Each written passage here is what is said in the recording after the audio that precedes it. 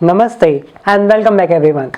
As we have discussed the rest and motion with Newton, so let's proceed with scalar and vector. These are two fundamental quantities in which our entire terms are going to be divided. So let's understand the term scalars first. What are scalars? Scalars are the terms that tells us about the magnitude and it do not care about the direction. So for example, distance is a scalar quantity. It means wherever we go, we do not necessarily need to define its direction.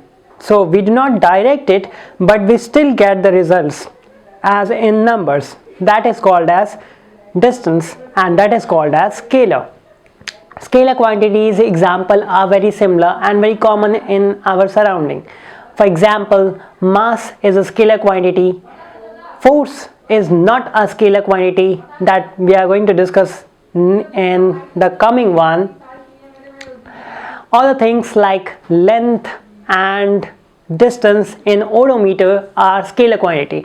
Now let's talk about the vector quantity. Vector quantity are one of the most important term in our physics.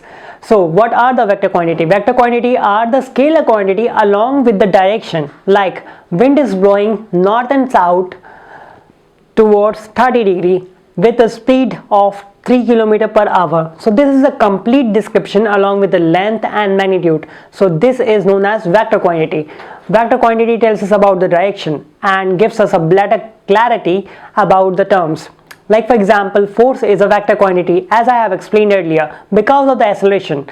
Force is mass times acceleration, so mass is a scalar quantity and acceleration is a vector quantity. It tells us about the accelerating motion in a particular direction. So the overall force becomes a vector quantity. It means in scalar and vector, when two things come together, vector always dominates. So that is for this video. In next one we are going to learn about the distance and displacement. Namaste.